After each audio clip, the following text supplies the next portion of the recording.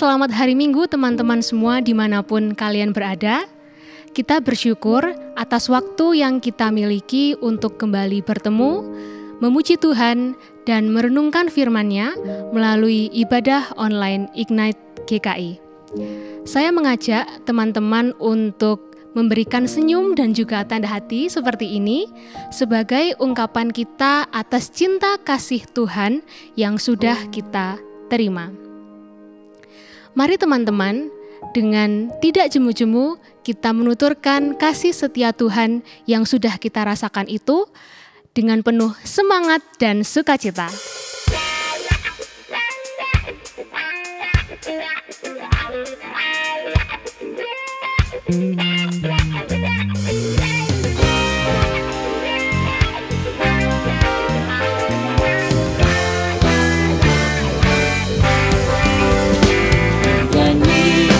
Kasih setia Tuhan selamanya, selamanya.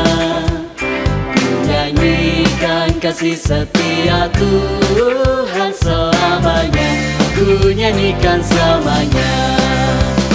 Ku tuturkan tajammu, kasih setiamu Tuhan. Ku tuturkan tajammu, kasih setiamu turun-temurun. Ku nyanyikan kasih setia Tuhan selamanya, selamanya. Ku nyanyikan kasih setia Tuhan selamanya, ku nyanyikan selamanya.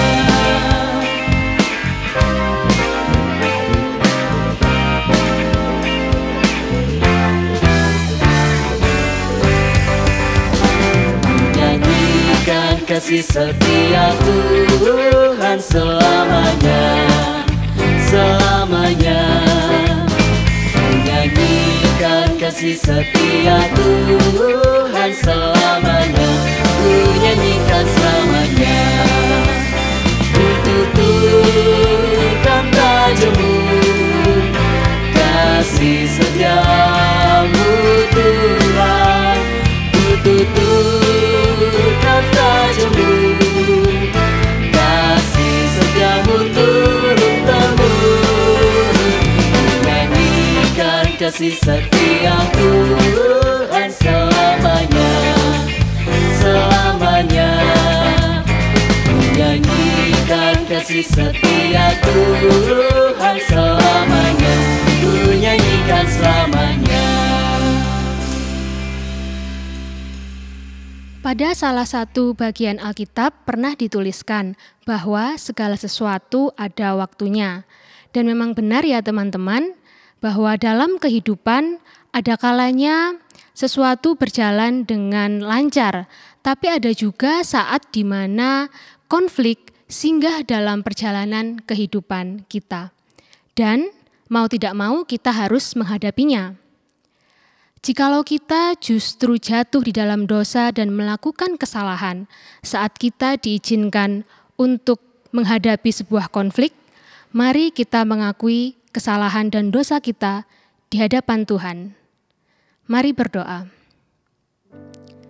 Tuhan Yesus, saat ini kami datang ke hadapan-Mu untuk mengakui segala dosa dan kesalahan kami, terutama ketika kami berhadapan dengan sebuah konflik, baik itu konflik dengan teman, dengan keluarga, atau bahkan dengan rekan sepelayanan kami. Ampunilah kami ya Tuhan, kami mau belajar jujur dan mengaku bahwa kami lemah dan kami membutuhkan Engkau untuk mengubah kami menjadi pribadi yang lebih baik lagi, yang seturut dengan kehendak-Mu. Kami berdoa di dalam nama Tuhan Yesus. Amin. Tuhan Yesus sudah menganugerahkan pengampunan-Nya bagi kita, dan inilah berita anugerah dari Roma pasal 5 ayat 8 dan 10. Akan tetapi Allah menunjukkan kasih-Nya kepada kita, oleh karena Kristus telah mati untuk kita, ketika kita masih berdosa. Sebab jikalau kita ketika masih seteru, diperdamaikan dengan Allah oleh kematian anaknya, lebih-lebih kita yang sekarang telah diperdamaikan pasti akan diselamatkan oleh hidupnya. Salam damai untuk kita semua.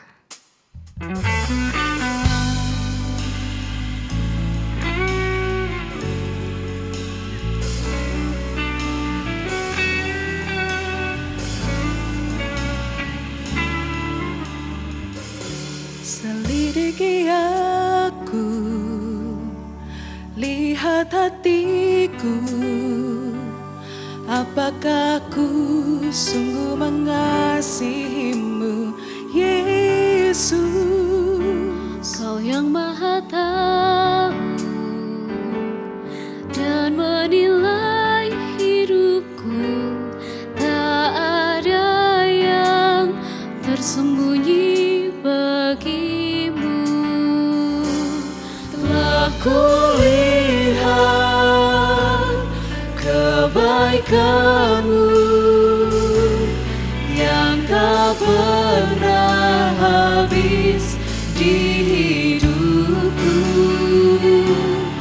Ku berjuang sampai akhirnya kau dapati aku tetap setia.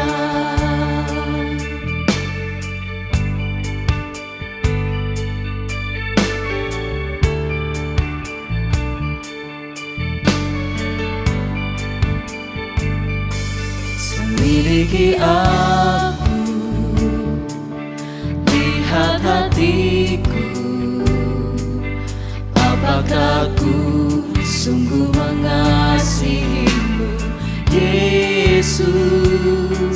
Kau yang Maha Tahu dan menilai hidupku, tak ada yang tersembunyi bagimu. Telah kulihat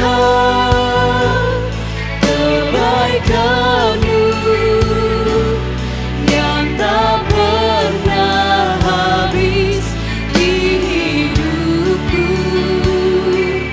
Ku berjuang sampai akhirnya kau dapati aku tetap setia.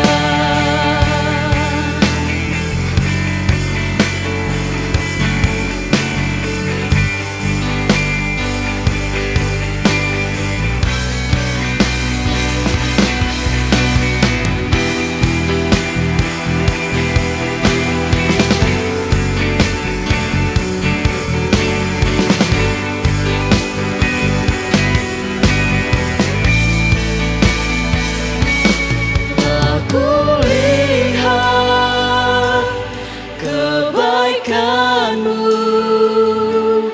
yang tak pernah habis di hidupku.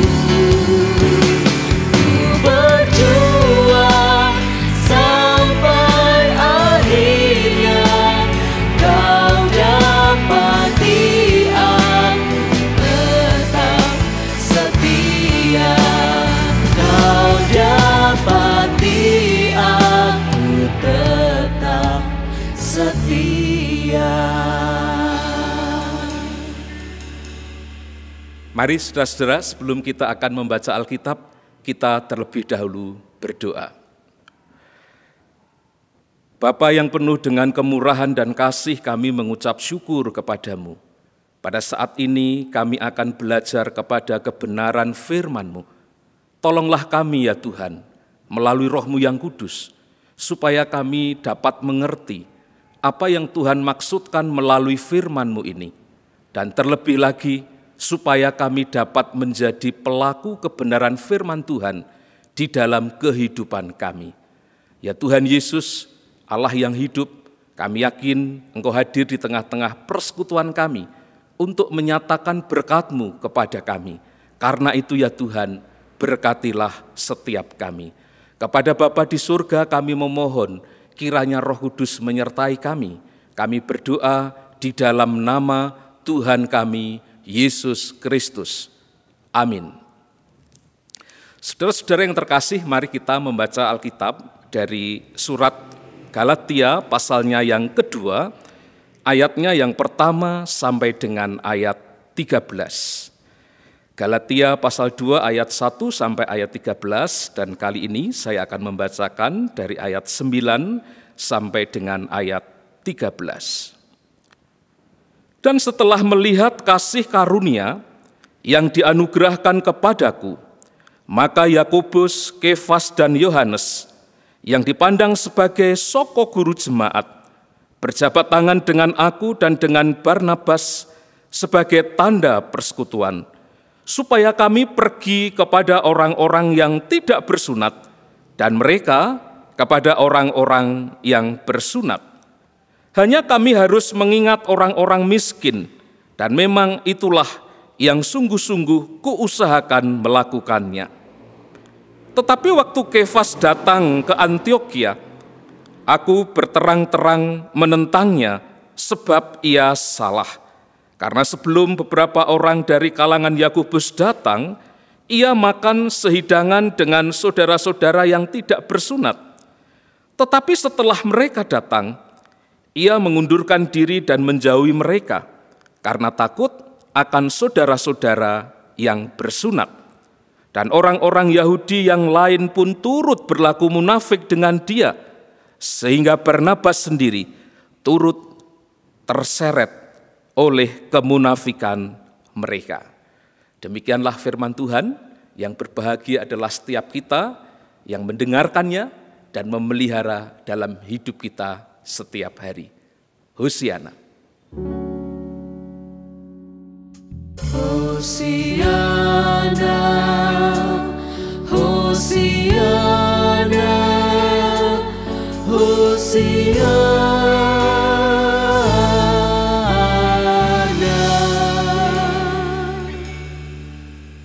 Hai guys, mungkin kalian familiar ya dengan istilah bestie, teman dekat, sahabat, atau bahkan kalau di era saya mungkin itu disebut BFF ya best friend forever. Ya, kita pengen punya bestie, kita pengen punya sahabat, orang-orang yang mungkin bisa bersama-sama dengan kita, tertawa bersama, menangis bersama. Bahkan orang-orang yang bisa membuat kita bisa tertawa lebih keras, kita bisa tersenyum lebih lebar, dan mengungkapkan apa yang ada di dalam kehidupan kita. Tetapi rekan-rekan, betulkah di dalam kehidupan kita ini apa yang disebut best friend forever itu memang ada? Apakah ada sahabat yang sejati itu? Mengapa pertanyaan itu saya ajukan, rekan-rekan? Karena kita harus menyadari bahwa kita ini manusia yang rapuh. Kita ini mudah naif. Kita ini bisa menjadi orang yang munafik. Dan satu hal, kita ini bisa berkonflik loh rekan-rekan. Dan konflik itu seringkali terjadi di dalam kehidupan kita. Memang konflik itu adalah bagian kehidupan yang tidak mungkin kita hindari. Setiap orang, kecil atau besar, bisa mengalami konflik. Konflik itu kalau kita kelola dengan baik, maka konflik itu akan mendewasakan kehidupan kita. Tetapi konflik itu kalau kita abaikan, tidak kita kelola dengan baik, maka konflik itu akan mengancam kehidupan kita. Kita bisa mengalami kebencian, kita bisa mengalami kepahitan, kita bisa mengalami keterpurukan, dan itu alamat kehidupan kita tidak mengalami damai sejahtera.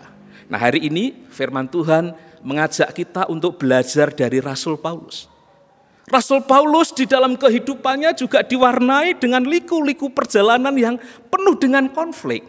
Tetapi dia bisa mengelola konflik itu dengan baik. Mari kita melihat, paling tidak Rasul Paulus memberikan kepada kita kiat-kiat agar kehidupan kita dapat mengelola konflik itu dengan baik. Apa saja?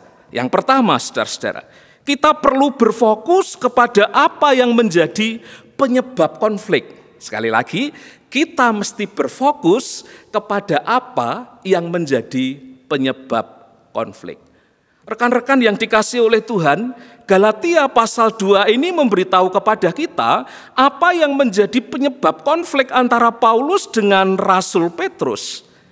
Tidak lain karena Rasul Paulus itu melihat bagaimana rekan sepelayanannya yang notabene adalah seorang rasul yang lebih senior, yaitu Rasul Petrus, tetapi di dalam hidupnya, di dalam pelayanannya, dia bersifat ambigu. Bahkan dengan kata yang keras, Rasul Paulus mengatakan Kefas atau Rasul Petrus itu menjadi orang yang munafik. Saudara, tentu tidak enak bukan? Kalau sama seperti kita memiliki sahabat, memiliki rekan, memiliki orang yang dekat dengan kita, tetapi ternyata dia bersikap ambigu, dia bersikap tidak konsisten, dia bersikap munafik. Tentu itu tidak baik di dalam menjalani persahabatan. Rasul Paulus kemudian ia ingin apa yang menjadi sumber konfliknya itu diselesaikan. Dia sebagai seorang Yahudi yang menjaga kehidupan, kekudusan hidup, termasuk dia tidak bergaul dengan orang-orang yang tidak berdosa, tetapi ketika dia sudah mengenal Kristus, ternyata pandangan-pandangan dia yang membeda-bedakan, yang hitam putih itu kemudian dirubah. Karena itu ketika dia melihat Rasul Petrus masih mempraktekkan itu, dia kemudian menegur Rasul Petrus. Terlebih-lebih ketika Paulus itu melihat Rasul Petrus yang tadinya ikut bersama-sama dengan dia, juga bergaul dengan orang-orang non-Yahudi, dengan hidup dengan mereka, makan bersama mereka, duduk bersama mereka. Tetapi ketika seorang yang namanya Yakobus, yang dikenal sebagai soko guru atau pemimpin jemaat Yerusalem itu datang, Rasul Petrus ini kemudian bersikap pelin-pelan. Dia mengundurkan diri. Dia kemudian meninggalkan kebersamaan dengan Paulus. Dia meninggalkan kebersamaan dengan orang-orang Antiokhia yang notabene adalah orang-orang non-Yahudi. Saudara-saudara, pada titik inilah yang menjadi inti penyebab konflik. Karena itu kemudian Paulus berkata kepada Rasul Petrus agar sikap yang ambigu, sikap yang munafik itu dihilangkan, disudahi, dihindari. Karena kalau itu tetap dipelihara, maka jelas sekali Rasul Petrus sebagai pengajar dan pemimpin jemaat tidak mengajarkan ajaran Kristus secara benar. Kristus mengajarkan bahwa kasih itu tidak membeda-bedakan. Bahwa di dalam Kristus tidak ada lagi orang Yahudi, non-Yahudi. Tidak ada lagi orang Yahudi dan Yunani. Semuanya sama di hadapan Tuhan. Nah, karena itu kita melihat kemudian Rasul Paulus berfokus kepada apa yang menjadi penyebab konflik itu. Dia tidak melebar kemana-mana. Fokusnya kepada apa yang menjadi penyebab konflik itu. Sehingga dia menjadi seorang yang objektif dan terhindar dari hal-hal yang tidak perlu. Saudara, karena itu kalau kita kemudian dalam kehidupan kita ternyata kita menghadapi sebuah masalah, sebuah perbedaan yang itu mungkin menyebabkan kita harus berkonflik dengan seseorang, maka ingatlah kisah ini. Kita mesti berfokus kepada apa yang menjadi sumber konflik itu. Bukan mencari kesalahan, siapa yang salah, bukan. Tetapi Rasul Paulus ini mengajarkan apa yang menjadi masalah. Dan itu yang kemudian dipercakapkan, dan itu yang kemudian dicari jalan keluar atau solusinya. Apalagi sebagai pemimpin jemaat ada sebuah kepentingan yang lebih besar, supaya jemaat tidak terpecah belah menjadi korban karena konflik sesama pemimpin jemaat. Yang kedua, saudara, kita perlu mencari solusi dengan terbuka, tidak memelihara konflik secara sembunyi-sembunyi. Guys, banyak orang itu memelihara konflik secara sembunyi-sembunyi. Banyak orang tidak berani tampil kesatria. Banyak orang itu menyimpan kepahitan. Banyak orang tidak tampil terbuka dan jujur. Banyak orang kemudian tidak bisa bersikap objektif. Mengapa? Karena penyebab perbedaan yang menjadi konflik itu terus mengintimidasi, menguasai hidup orang yang tidak ingin segera menyelesaikan konflik.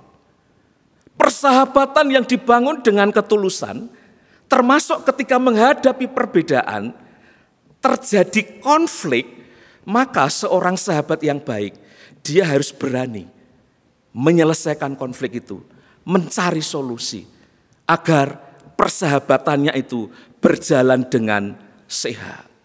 Kita melihat apa yang dilakukan oleh Rasul Paulus kepada Rasul Petrus di ayat 11, bagaimana sekalipun Rasul Paulus itu adalah lebih junior, tetapi dia mengajak berinisiatif, mengajak bicara Rasul Petrus yang lebih senior. Kesenioran tidak menjadi penghalang. Ia tidak sungkan, tetapi secara objektif ia mau berkomunikasi untuk mencari solusi. Rasul Paulus mencari solusi dan bentuknya adalah bagaimana sekali lagi mendudukkan apa yang menjadi akar masalahnya dalam sebuah komunikasi yang sehat, dalam sebuah relasi yang sehat, apalagi mereka sebagai sesama pelayan Tuhan. Rekan-rekan, kalau kita memelihara konflik, itu ibaratnya seperti pepatah yang mengatakan kita memelihara api di dalam sekam. Suatu saat dia bisa membesar, dia bisa membara, dia bisa membakar. Dan itu artinya mengancam relasi persahabatan kita. Karena itu sebagai sesama pelayan, sebagai sahabat, apalagi mereka adalah utusan-utusan Kristus, maka ketika mereka menyadari ada satu masalah yang terjadi di dalam relasi mereka, terutama tentang konsep itu, maka kita melihat kemudian Rasul Paulus mengajak bicara kepada Rasul Petrus. Di ayat 11 di sana dikatakan, tetapi waktu Kefas datang ke Antiokhia, aku berterang-terang menantangnya sebab ia salah. Seorang sahabat yang baik, dia justru menegur sahabatnya ketika sahabatnya itu tidak bersikap benar. Ketika sahabatnya itu berlaku munafik, maka seorang sahabat yang baik, dia akan mencegah terjadinya kehancuran yang lebih hebat. Dan itulah yang dilakukan oleh Paulus, sekalipun dia harus menegur sahabatnya itu. Rekan-rekan, bukankah itu sesuatu yang mungkin terjadi dalam kehidupan kita dan barangkali itu sulit? Apa itu? Jika kita mengetahui punya sahabat, punya rekan dekat, kemudian dia salah, dia berdosa, kita takut berbicara apalagi menegur menasehati. Kita takut kalau hubungan kita renggang. Kita takut kalau kita kehilangan sahabat. Kita takut kalau kita dimusuhi karena dianggap tidak mendukung dia. Saudara, perbedaan memang bisa menjadi sumber konflik. Tetapi untuk hal-hal yang vital dan mendasar tidak boleh diabaikan. Karena kalau itu terjadi bisa berakibat fatal. Rekan-rekan, kita belajar dari Rasul Paulus bagaimana ketika dia menghadapi sebuah konflik, kita perlu bersikap sabar. Kita perlu berkomunikasi dengan komunikasi yang sehat. Kita perlu menahan diri, kita perlu mengendalikan emosi kita. Ada orang yang mengatakan, hati boleh panas, tetapi kepala harus tetap dingin. Harus tetap bisa berkomunikasi untuk mencari solusi yang paling tepat. Yang ketiga, saudara, Kita perlu mencapai rekonsiliasi. Jika solusi sudah kita temukan, konflik sudah terurai, maka kita harus bersegera berrekonsiliasi. Mari saya mengajak kita mengembangkan spirit kerendahan hati. Mari kita belajar seperti Rasul Petrus dan Rasul Paulus. Bagaimana di dalam pelayanan mereka tidak mempertahankan ego mereka masing-masing, tetapi mereka mau duduk bersama, mau menyelesaikan masalah itu bersama-sama, sehingga konflik itu menjadi hilang. Saudara-saudara, jika kita salah, tidak ada salahnya kita meminta maaf, berjiwa kesatria, menjadi orang yang objektif. Tetapi jikalau kita tidak salah, sahabat kita yang salah, mari kita juga dengan kemurahan hati melepaskan pengampunan kepada mereka. Jangan tahan-tahan kemurahan pengampunan kita itu kepada sesama kita. Jangan kita mengorbankan persahabatan kita dengan rekan-rekan sekeliling kita karena kita merasa terluka oleh karena konflik yang terjadi itu. Kita justru harus mampu berdamai dengan setiap peristiwa. Kita harus berani memulai mengulurkan tangan persahabatan yang tulus tanpa meminta syarat dan pengecualian.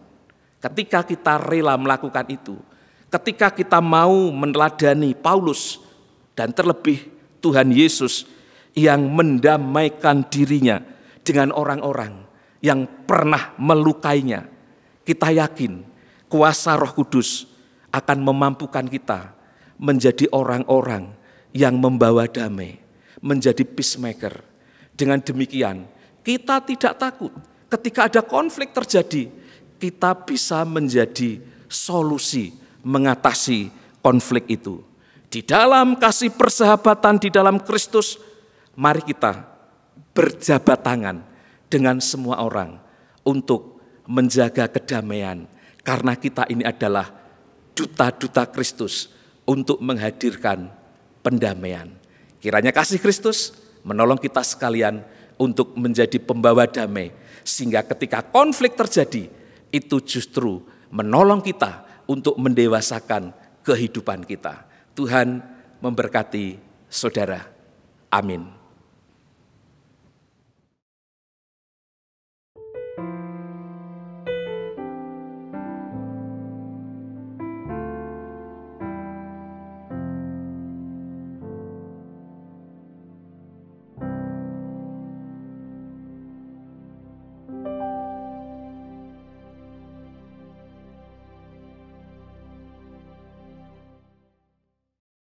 Teman-teman, marilah kita bersama dengan gereja dari segala tempat dan sepanjang abad mengikrarkan pengakuan iman kita yang berbunyi demikian. Aku percaya kepada Allah, Bapa yang Maha Kuasa, Khalik langit dan bumi, dan kepada Yesus Kristus, Anaknya yang tunggal Tuhan kita, yang dikandung dari Roh Kudus, lahir dari anak darah Maria, yang menderita sengsara di bawah pemerintahan Pontius Pilatus, disalibkan, mati dan dikuburkan, turun ke dalam kerajaan maut. Pada hari yang ketiga, bangkit pula dari antara orang mati, naik ke surga, duduk di sebelah kanan Allah, Bapa yang Maha Kuasa. Dan dari sana Ia akan datang untuk menghakimi orang yang hidup dan yang mati. Aku percaya kepada Roh Kudus, gereja yang kudus dan am, persekutuan orang kudus, pengampunan dosa, kebangkitan orang mati, dan hidup yang kekal. Amin. Mari saudara kita menaikkan doa syafaat. Bapa di dalam surga, kami mengucap syukur karena Tuhan telah menolong kami. Tuhan telah mendamaikan kami dengan Engkau melalui Kristus Tuhan kami. Engkau juga telah menolong kami untuk bisa melihat gambar diri kami sebagai orang-orang yang Tuhan utus untuk menjadi pembawa damai. Karena itu ya Tuhan, jikalau dalam kehidupan kami kami menjumpai situasi yang tidak ideal. Bukan saja perbedaan, tetapi pertentangan-pertentangan yang mungkin tidak sesuai dengan kebenaran firman Tuhan yang membuat kami harus berani berkonflik, mengatasi konflik yang terjadi. Kami memohon perlengkapan Tuhan, kuat kuasa Tuhan, untuk bisa menjadi orang-orang yang menghadirkan solusi, sehingga konflik tidak berlarut-larut. Ajar kami menjadi orang-orang yang bisa bersahabat dengan semua orang. Kami berdoa secara khusus di masa usia muda kami, yang mungkin ketika kami menjumpai sesuatu yang menyebabkan konflik, kami cenderung bersikap reaktif, tidak bisa mengendalikan emosi kami. Kami memohon pertolongan Roh Kudus untuk mengendalikan kehidupan kami. Kami berdoa untuk para pemuda remaja GKI, pemuda remaja gereja, siapapun yang mengikuti ibadah online ini. Tuhan yang memberkati kami sekalian, memberikan sukacita dan hikmat untuk menjadi pelaku pembawa damai. Kami berdoa untuk GKI secara keseluruhan. Tuhan pakai supaya dalam derap langkah bersama kami dapat menghadirkan damai sejahtera di tempat-tempat di mana Tuhan Engkau menempatkan kami. Kami berdoa untuk Ignite, para pengurus, kiranya Tuhan juga memberkati pelayanan mereka, dimanapun mereka hadir dan melayani. Tuhan tolong berikan sukacita di dalam pelayanan mereka.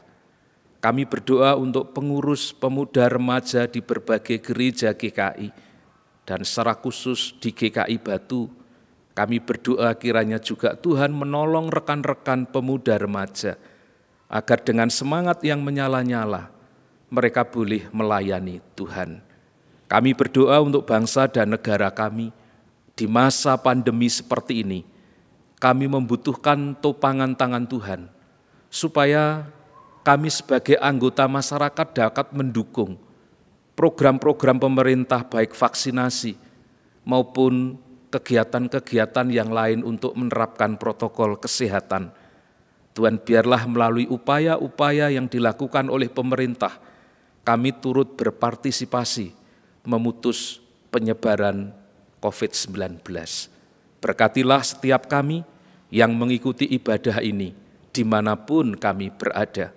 Kami menyerahkan pergumulan, permohonan, dan doa kami kepada Bapa di surga melalui Putra-Mu yang tunggal, Tuhan kami Yesus Kristus, yang telah mengajarkan doa Bapa kami yang demikian.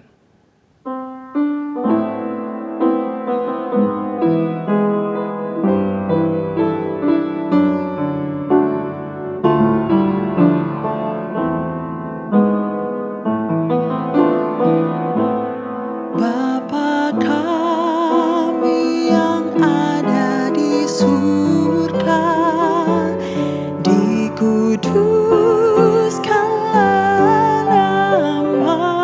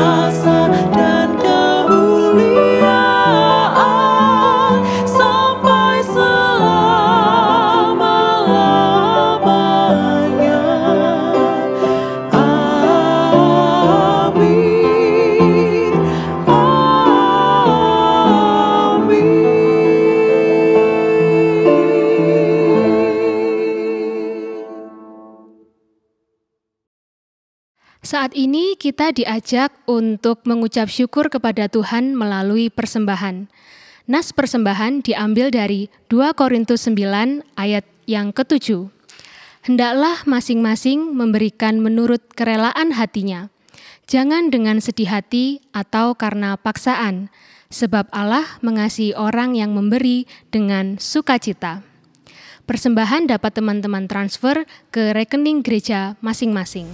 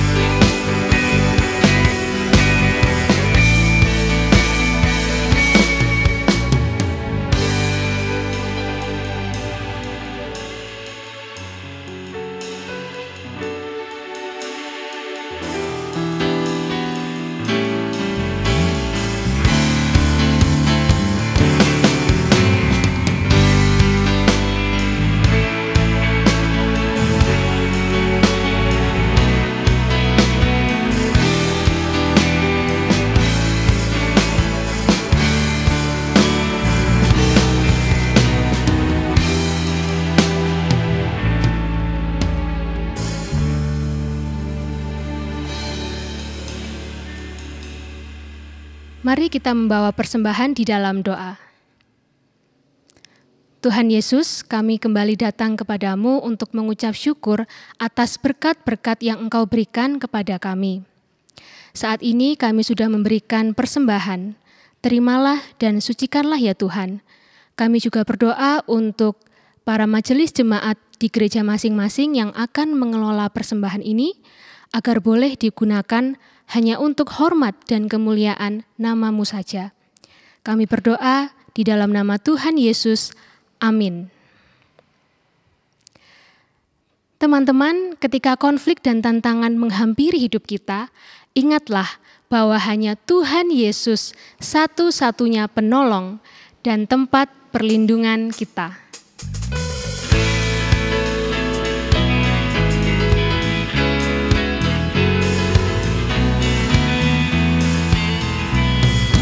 Badai topan dunia, Tuhanlah perlindunganmu.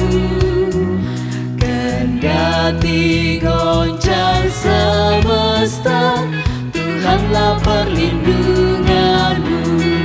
Ya Yesus, gunung batu di dunia, di dunia, di dunia. Ya Yesus, gunung batu di dunia, tempat berlindung yang teguh.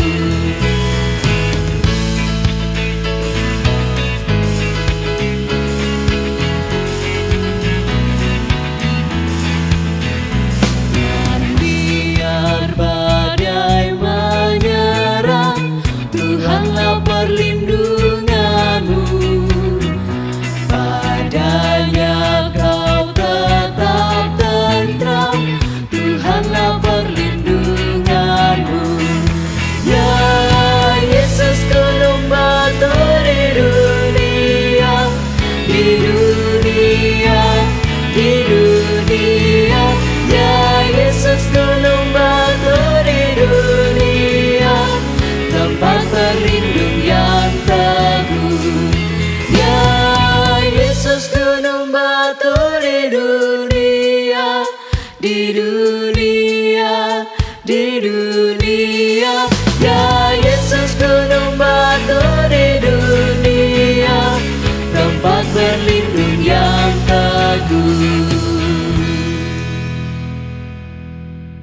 Saudara-saudara, arahkanlah hatimu kepada Tuhan, sambut dan terimalah berkat-Nya. Damai sejahtera Allah yang melampaui segala akal akan memelihara hati dan pikiranmu di dalam Kristus Yesus. Damai sejahtera yang mengalir dari Allah Bapa, Putra dan Roh Kudus, menyertai kehidupanmu sekarang dan selamanya. Amin.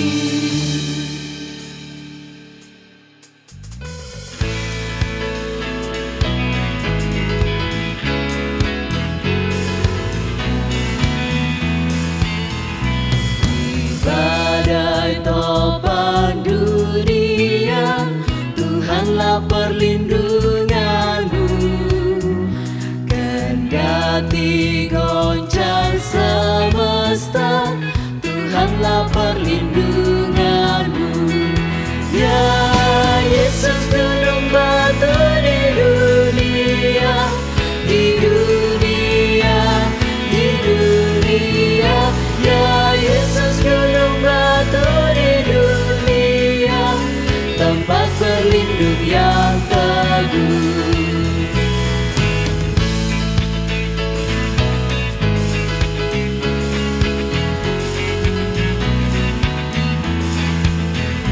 Dan biar badai menyerang, Tuhanlah perlindunganmu. Padanya kau tetap tentram, Tuhanlah perlindunganmu. Ya Yesus, gunung batu di dunia, di dunia, di dunia. Ya Yesus, gunung batu di dunia, tempat berlindung yang teguh. Ya Yesus, gunung batu di dunia, di dunia, di dunia.